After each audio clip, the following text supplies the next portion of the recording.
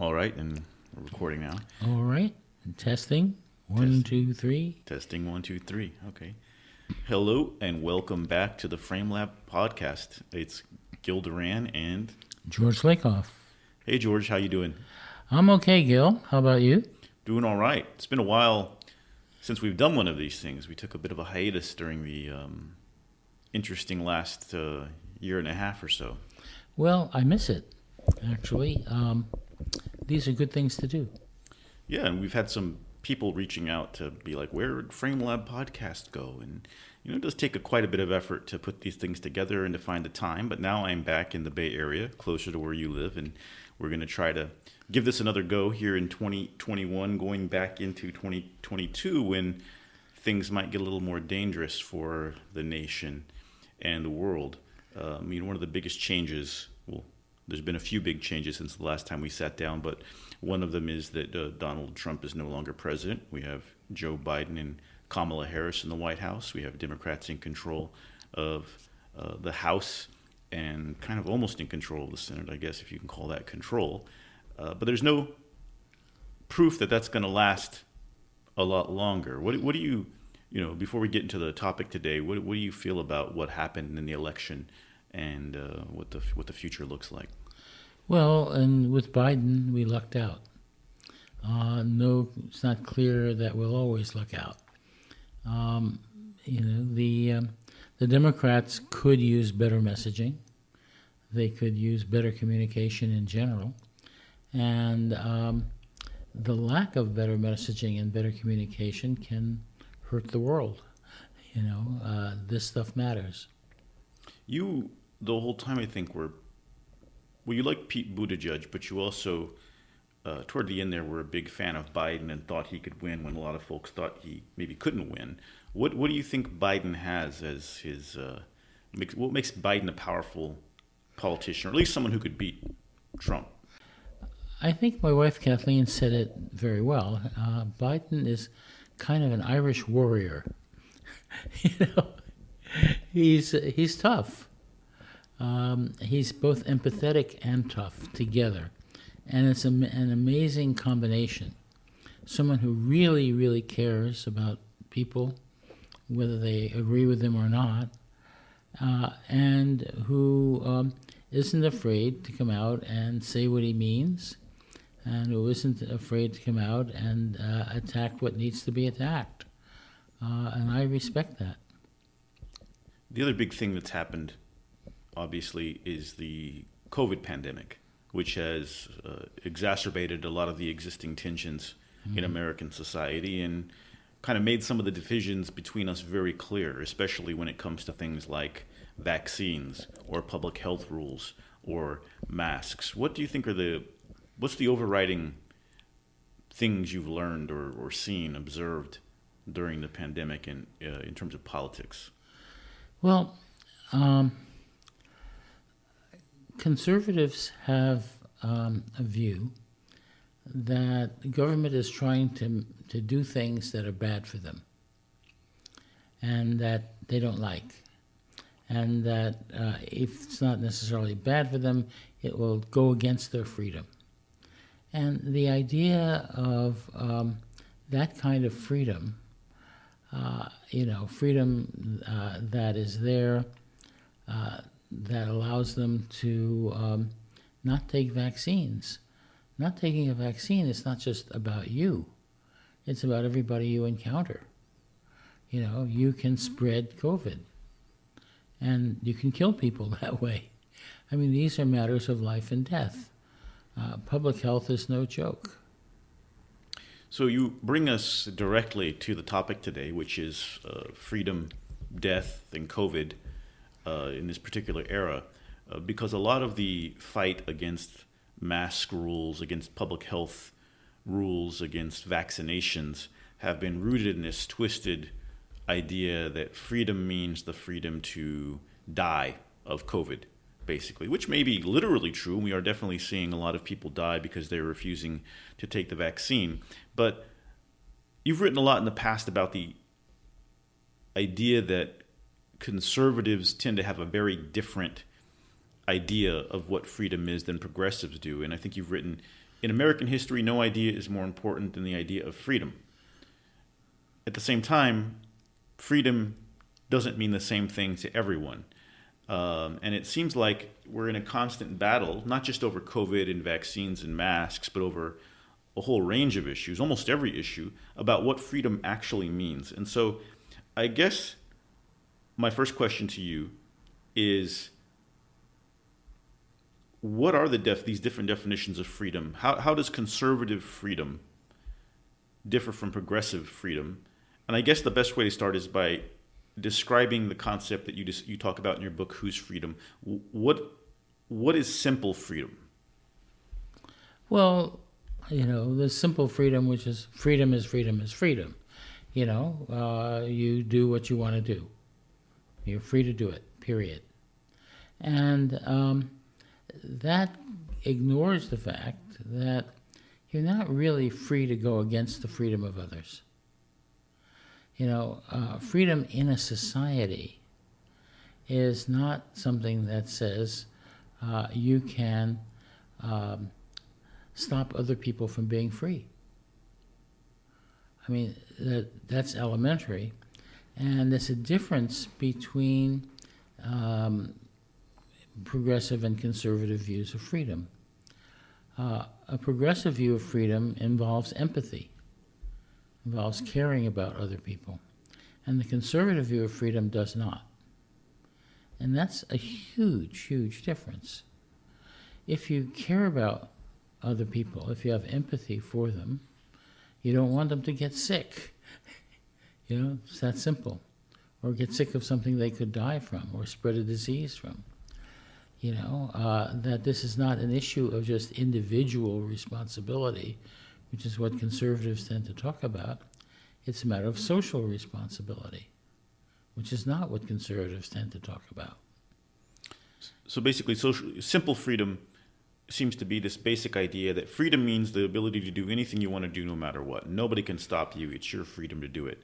But we all know from a very basic civics education that you can't, for instance, throw a punch at someone else's nose. Or, you may have a freedom to own a gun, but that doesn't mean you can go downtown and just fire it off randomly. There are laws that prevent us from doing whatever we want to do. The shouting fire in a theater. In a crowded theater. So I guess the questions get more murky when we're dealing with something like a pandemic with a vaccine, because there's to some degree an indirect or the perception of a more indirect way we're all impacting each other in the situation, even though it actually is pretty direct when we're thinking about the transmission of a virus. And what I've seen is a lot of arguments that, you can't force us to get a vaccine, even though we do require vaccines for school. We always have. We all got vaccinated to go to school for the most part. But the idea that somehow this is a new imposition on freedom, and that forcing people to get the vaccine is depriving us of liberty and imposing tyranny, when in fact you could also define freedom as the freedom of all of us to get out of this pandemic and to live. Ultimately, it comes down to life and death, as you said. And it seems to me what we've seen is Republicans saying that freedom means the freedom to die of a preventable disease and to cause others to die. And you don't really hear progressives saying freedom means protecting ourselves from unnecessary death. You don't hear... I guess what I'm saying in a bit of a jumbled way is that you don't really hear progressives talking about this as a freedom issue, but you hear Republicans framing it as a freedom issue. Why is that? I think progressives don't really understand that empathy and democracy go together. You can't have democracy without caring about other people. So that if you believe in democracy, you implicitly believe in empathy, but it's not overt. Mm-hmm. People are not taught that, which is tragic. And conservatism is not about empathy. Conservatism is not about caring about the well-being of others. Freedom is something that what are you not free to do when you are free? You're not free to stop the freedom of others. You're not free to limit other people's freedom. Freedom is a social issue, not a private issue, not an individual issue. And that's something that's missing, in Republican thought. For Republicans and conservatives in general, freedom is an individual issue and not a social issue. It has nothing to do with empathy for other people. Whereas from a democratic or progressive point of view, it has everything to do with other people. That is, you're not free to impose on the freedom of others. And, by spreading a virus, you're imposing on the freedom of others. By refusing to take a vaccine, you're imposing on the freedom of others. And, it's not just about you. And that's very important, that you are socially embedded. The way you act affects other people, and you're responsible for how it affects other people. The idea that you are responsible for how your actions affect other people in general is a very important idea in society. That's what social responsibility is about. But you don't hear conservatives talking very much about social responsibility.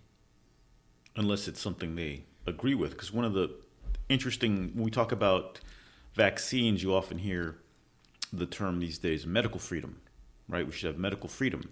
And that's not always coming from conservatives. You have some other groups of people now who are very anti-vaccine and may not be conservative leaning, but use this term medical freedom. But when Republicans talk about medical freedom, they're not meaning things like a woman's right to choose. They're not talking about reproductive health. They're not talking about abortion. But the rules seem to change when it comes to things like vaccines. Why is that?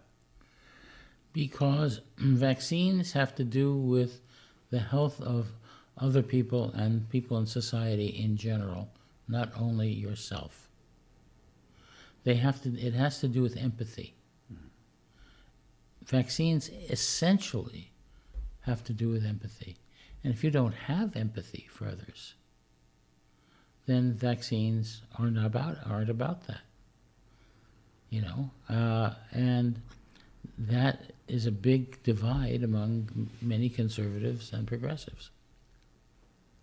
So politics has everything to do with this. It's not just about science. I mean, medicine is science.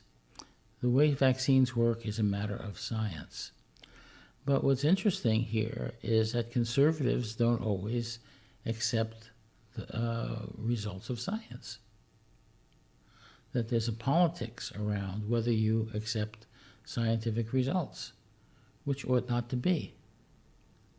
Do you think if Donald Trump were the one saying, get vaccinated, that conservatives would be more willing to do that? I mean, the vaccine was developed while Trump was president. So it's interesting the way this has become politicized now that Biden is the president. As if you're a staunch conservative, if you're a MAGA Trump type, you're not supposed to get vaccinated. When this is not a democratic vaccine. This vaccine doesn't have a political bent. But we've seen this demonization of Dr. Fauci and this idea that it's become a cultural, political stand to take to not get vaccinated. What explains that when it isn't political? It was developed under a conservative president. A conservative president that says we are not empathetic about others. I mean, I think of what Obama said when he first ran for the presidency. He said the best thing my mother taught me was empathy, caring about others. And that's what I'm about. And that's what this presidency is about. And that's what every presidency should be about. It should be about caring for the people whose health and defense you are responsible for. And that's something that's absent from Trump. Trump doesn't care about other people. I keep thinking about this Woodward interview where they were looking at a graveyard of people who died in World War II. And Trump Cold War called them suckers. You know, The dead veterans. This was a big story. Right. He avoided the draft. He got his doctor to say that he had, problems with his heel or something and couldn't march or something like that. Bone spurs. What? Bone spurs. Yeah. Right. Cadet bone spurs, I think, was the nickname. People. Yeah, right. So, but he got the doctor to say that he couldn't be drafted for those reasons. Well, it's interesting you mentioned the draft, because that's one thing that comes to mind when I was thinking of the ways in which freedom, as the conservatives always said when I was growing up, freedom isn't free. I think there was a commercial, it was like a military slogan: freedom isn't free. Some of us have to fight and die for freedom. The idea that there's a time when you sacrifice for freedom, and what is it? The tree of liberty must occasionally be watered with blood. There's all these ways in which we understand that freedom requires sacrifice. Freedom requires giving up your life, possibly for the greater good. When you're young and a young man, you have to sign up for the selective service when you turn 18. Right. The idea being that if there's a war, you can be drafted, you can be compelled to serve against your will. So the idea of the draft is interesting to me, because here's a situation where we have something that threatens all of us, and that requires us to pull together and work together and take action together that's for the public good. And for most of my life, it was the conservatives who were the people who supported things like the draft, and it was the more progressive people in my life who were anti-war or against things like compelling people into service. And now it's completely flipped. Here we have the biggest threat besides climate change of most of our lifetimes, and it seems like some of these conservative types just want to give in to the enemy, or on the side of COVID. And so how is the draft for a war different from the draft for a vaccine in the conservative mindset, and why? The draft for a war has to do with masculinity. It has to do with real men being, fighting against other real men to the death if necessary. There's a certain view of masculinity about that.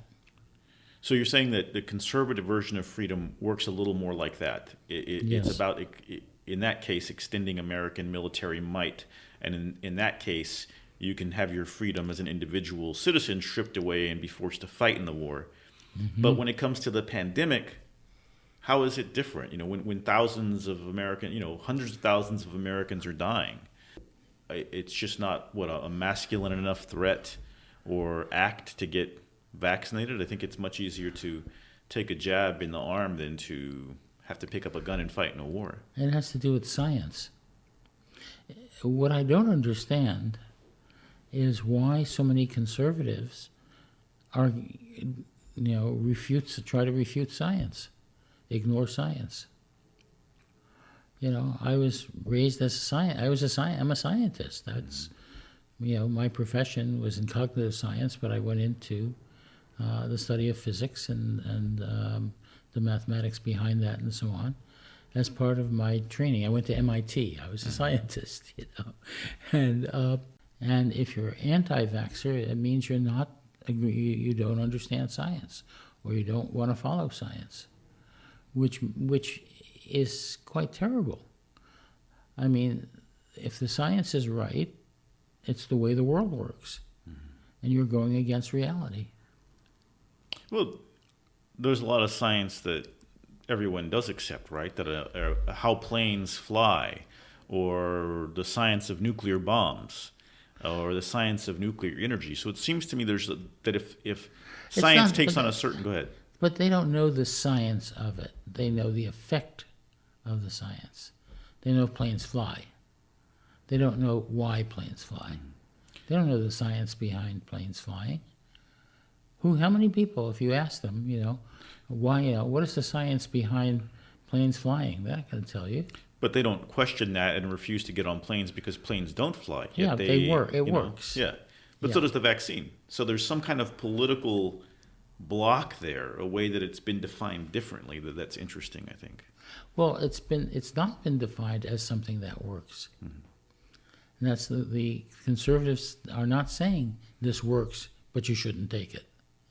I've never heard any anti-vaxxer say, the vaccine works fine. It'll keep you from getting sick and dying, but you shouldn't take it. They don't say that. They say this is something that the government is trying to foist on you. Or that it doesn't work, or all the misinformation they spread that you will get it if you take it, etc. Yeah, right. There's misinformation and so on. But it's not a matter of accepting the science and saying going against it. Let's talk a little bit more about freedom as a concept, as you do in Whose Freedom. You write in Whose Freedom that progressive freedom is dynamic freedom. You can't just stop with the founding fathers. You have to keep going, and that the great ideas in America have been expandable freedoms like civil rights, tolerance, education, science, public health, workers' rights, university system, banking system, infrastructure. How does that differ from how conservatives see freedom? Is freedom for conservatives static? It limits, freedom for conservatives stops with individual responsibility and individual rights. That's what it's about there. It's not about social responsibility. I mean, let's take that distinction. Individual responsibility versus social responsibility. Conservatives don't have a view of social responsibility. Empathy is not there. Empathy requires you extending your responsibility to social responsibility. If you don't have empathy as a basic part of your value system, and conservatives don't, then you don't have that view of freedom. And so the empathy is what makes the progressive view of freedom dynamic, because we expand it to include more people because we see that they deserve rights as well, versus the conservative view of freedom, which is that the expansion of the liberty of others impinges upon our freedom and our rights. Or can. Can. Right. That it's our thing. And the issue of empathy is at the heart of this. And it's at the heart of the difference between progressives and conservatives. And it's not discussed. And that's one thing that really bothers me. People in the Democratic Party don't discuss empathy when empathy is the heart of what they believe. They don't understand. I think the empathy is so basic, so much there that's unconscious, that they don't see its role in their own view of politics. And it's tragic. It's tragic that they don't see it. I mean, Obama was the first, president who came out and said that. Biden is very much aware of empathy. He doesn't talk about it as much as Obama did. But it's there, very, very clearly there. Whereas conservatives, don't have this. It's just not there. Do you think that it helps to talk about empathy in an overt way, or is there some other way that empathy should be constantly introduced into the conversation? It seems that conservatives are a bit more shameless about directly addressing particular values out loud. It's worse than that. There are a lot of people who don't distinguish between empathy and sympathy, or empathy and, bias. Mm-hmm. So there's an essay by a noted psychologist called Against Empathy, where the assumption is that empathy is bias and that we shouldn't be biased. And it's just, bias is a very different concept than empathy.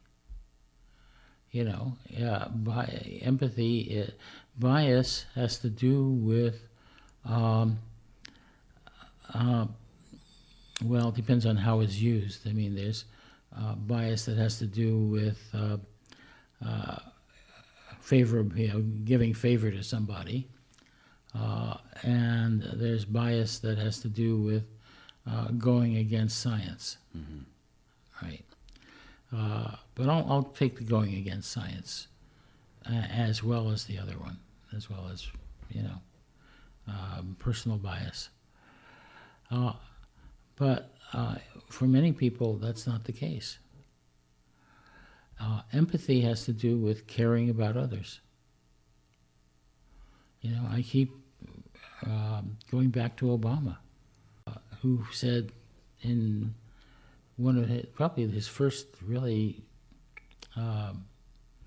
talk that got him national attention. Empathy, he said, was the most important thing my mother taught me. It's putting myself in the shoes of others. And that's what a president should be doing. If you're a president, you have responsibility for others, and so you have to know what's right for them.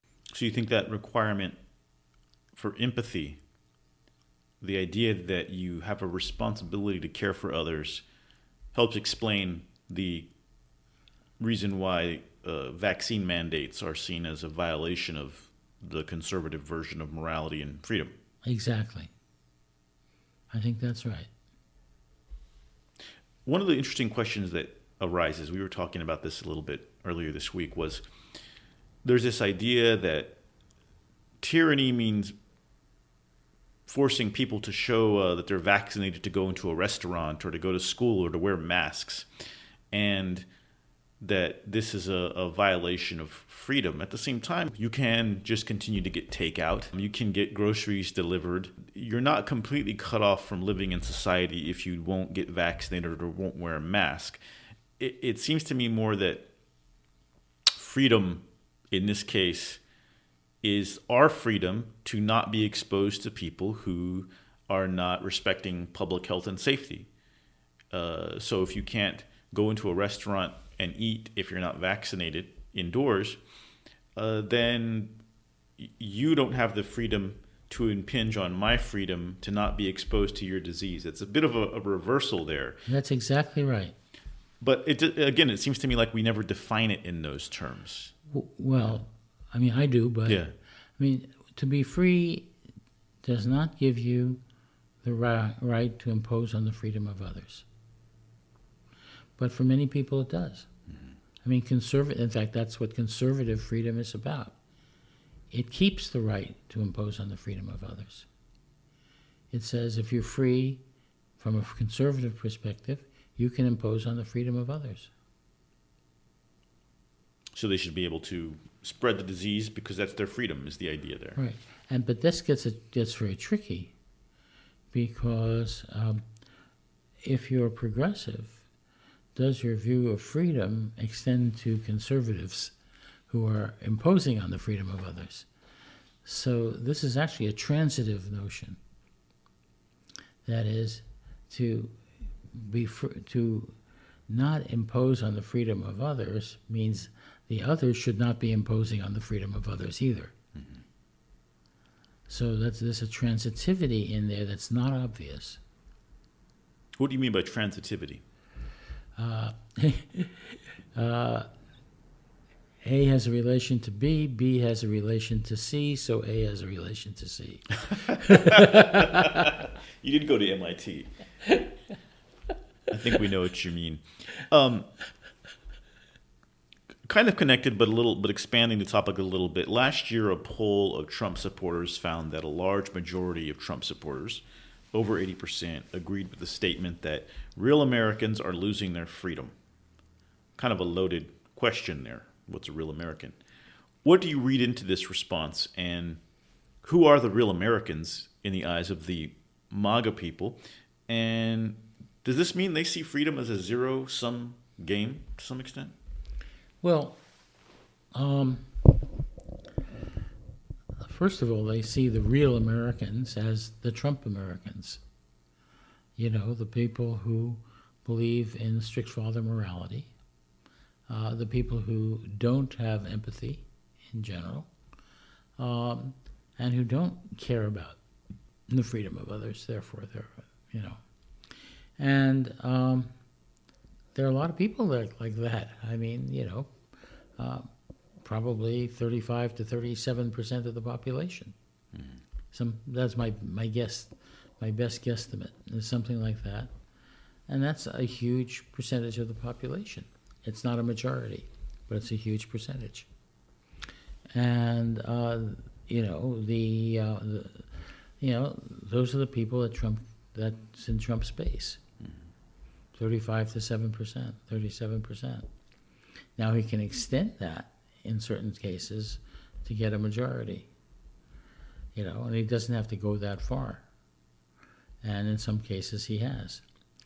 But what's interesting is that Biden has real empathy, and he also doesn't mince words.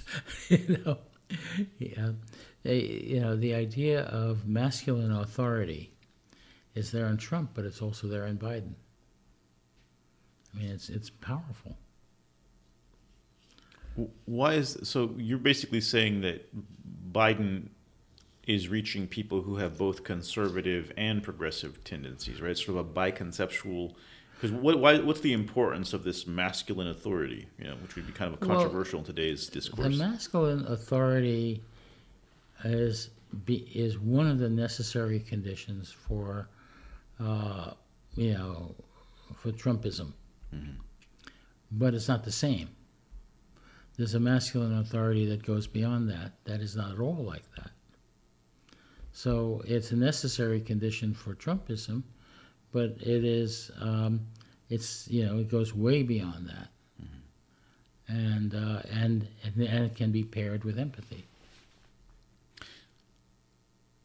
The word freedom has come to be associated, like the word liberty, with the individual freedom to not get vaccinated. And as we've discussed here, Democrats aren't really doing much to go and talk about freedom in terms of why we're increasing our freedom by getting vaccinated, by freeing ourselves, liberating ourselves from a deadly pandemic.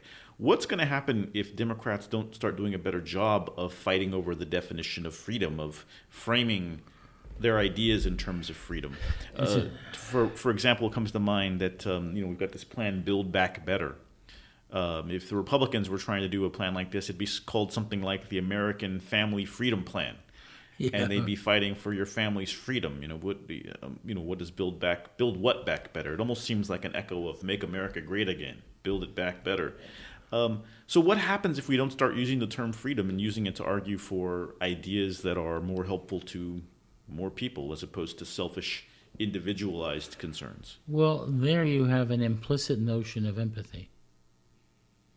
Better for more people. Better for society in general. Right? So empathy is built into what Biden means by better. He doesn't mean better for corporations or better for corporate profits. That's not what he's about. That's not what that slogan is about. It's supposed to be better for society. Do you think most people know that? It's implicit. It's not explicit. If you ask somebody who says they understand that, do you believe, is Biden saying this is better for corporations and corporate profits? They'll say, hell no. People know that. I mean, they know what it, let's put it this way, they know what it isn't. Well, the conservatives certainly do, I'd say. We have some questions now from some of our listeners who wrote in. Let's try to get to some of these. First, we have a question from Jim Kindle. Don't the intuitive framers have the edge on us who need to study the art to be effective? You speak of Donald Trump as a master salesman, but clearly his objectively great talent for this is not part of any great intellectual effort or great study. So my question is more, how effective can those who must study and train really be? Most of all, how do we practically get there? You practically get there by a concentrated awareness, by a concentration, by being aware of when you're framing, which is not easy. I mean, it takes work. It takes intellectual work to say, oh, I'm framing this way. To be able to, if someone asks you, how are you framing this, to be able to answer that question. Or to just know it, period, or have it instinctively. And that's non-trivial. That means you have to be aware of framing in general. And if you aren't, if this is something you have to just consciously master, then it takes a lot of work. Do you think people can be trained to frame? Yeah. Do you think there are any programs right now for training? I mean, you started the Rockridge Institute some years ago to try to do this, but it turned out to be complicated. It was complicated because there are many other things that it had to do, and it had to raise money, and it had to, go through internal power struggles in organizations and all sorts of other things. It was one of those things that was hard to pull off for many reasons. But framing is something that can be taught. And I learned it from Charles Fillmore, my colleague, my late colleague, for whom it was not a political thing. He saw it as simply as something as part of linguistics. That, if you had meals of the day, it was part of a frame that included breakfast, lunch, and dinner. That you learn structures like that all over the place, that you were unaware of them, that they were unconscious, but they were there. And here's the structure that they had. If you say, okay, what are your meals of the day? People say, oh, breakfast, lunch, and dinner. They would know what's in the frame. And, he was the person who first pointed this out and pointed out that it was everywhere, that framing was a universal thing, that everybody framed. That's part of mental structure. And you can't get away from it. I mean, you use it all the time. And now that we know something about the neural system, we can see that very, very common neural structures that arise spontaneously are the kind of neural structures behind framing. I mean, there's a reason for it given the way our brains work. So, I mean, Fillmore was right that it's a natural thing, and now we have a neural explanation for it. Don't you think those more effective instead of every individual trying to learn framing for some big organization, I don't know, maybe a political party, to do most of that framing for people and make sure that they have their values and their ideas reflected in clear terms that are already pre-framed? It's a very valuable thing to do, and very few people can do it. Well, I mean, the Republicans do it pretty well, though, right? We just watched a clip from the New York Times that showed every single Republican leader talking about freedom from vaccines, liberty from vaccines. No one can be forced to take a vaccine. It seems like they're singing from the same sheet of talking points there. Well, that's a special case of government mandates. So they're against any kind of government mandate. And this is one. So for them, it's just a special case of something that's already there for them. Are they against all government mandates, though? No, they're against progressive government mandates. That's my question.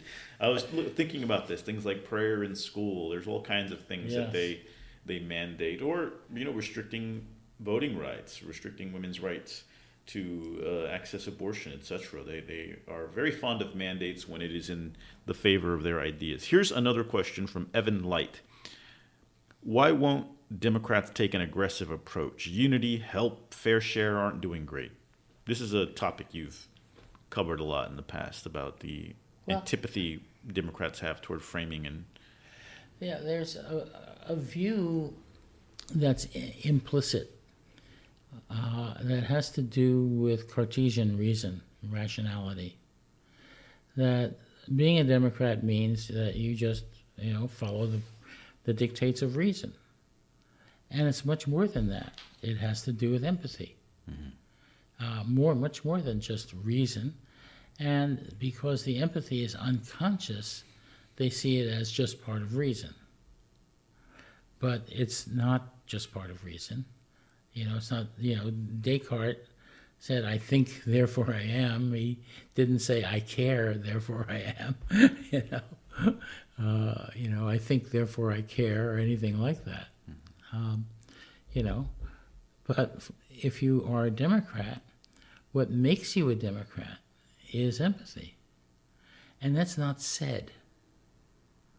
People don't say that, the Democratic Party is the party of empathy, the party that cares about people. The party that, Obama said it, but it hasn't been said recently. Occasionally you'll get Biden saying it because Biden believes it. But most Democratic politicians are not there, are not saying it. The Progressive Democratic Caucus doesn't talk about empathy. Mm-hmm. Do you think they ever will, or do you think we'll just get a second term of Trump and then maybe talk about it more after that, if there's a chance to talk about it after that? Well, I think the main thing is you have to intellectualize it to get there. And, the 96 Democrats that are form the Progressive Democrats have to do with social intuitions rather than the intellectualizing of them. They don't intellectualize, they reason according to their social values. And they don't ask about what brings those social values together. That's not who they are. That's not what makes them effective. What makes them effective is they act on the social values. And I can't complain about that. It's important that we have a bunch of people acting on those social values. And the last question here is from Kim Cooper. How do we sign up for the free newsletter? I can't afford the podcast. I can answer this one. The podcast is free. It doesn't cost anything. We did put on Substack a new newsletter we're putting out called FrameLab. Imagine that. And it will remain free. But some people, George, I think I've told you this, have actually given us money to write and to produce the podcast. And so we're going to make these things more frequent. And we definitely thank everyone who's contributing. That'll help us do things like transcripts and other kinds of goodies as things go along and help professionalize this a bit. As you can tell, we're a little bit out of practice, but give us a little time and we will get back to where we were before with FrameLab, and we plan to have all kinds of interesting guests on and talk about interesting things as the future arrives. I think, we're in this little window where because Biden won, because the Trump threat's not there, it feels a little safe, but we're starting to get that fear of next year, and things might get a little twisted again with these authoritarian Republicans and with, Trump starting to rise again in the background. Well, again, people are not talking about an authoritarian threat. Some people are, I'd say. Some people are. Yeah. I mean, clearly some Democrats are. Mm-hmm. But it's not something that is out there generally in public. It's not something that people naturally bring up. People who are thinking talk about it because they know what the threat is about. And it's not a bad idea to point out what that is and why it is an authoritarian threat and what authoritarianism is. Unfortunately, the people who are evoking the specter of authoritarianism and tyranny are the people opposing things like vaccines, and a lot of those people would be more than happy to have democracy overthrown and Trump installed as a dictator. So again, we see what happens when only one side engages in actively framing the debate, while the other side kind of sits on the sidelines and doesn't take the field. That's right. Look, in the case of vaccines, it is absolutely necessary that people talk up vaccines and that they know why they talk up vaccines and what that's about. It's about life and death. It's about are people going to live or die? Ultimately, that's what it's about. It's about freedom. It's about freedom. I mean, even if you just get sick for a while and can manage to get through COVID, your freedom is still taken away. I mean, it certainly is about freedom. And so many things are. I mean, that's what's coming out of this talk. You know, people don't see what things are freedom issues. And if you're permanently disabled by COVID, you're not free. If you're driven into bankruptcy by hospital bills, you're not free. Exactly. If you're dead from a preventable disease that can be managed or mitigated by a vaccine, you're not free. So when it comes to freedom and vaccines, I think it's clear which side has the stronger argument for being the side of freedom and liberty. But nobody's making the argument, I guess is the point. That's the point. All right, George, well, we'll be back soon with another episode, and thank you all for listening today. Thanks, Gil.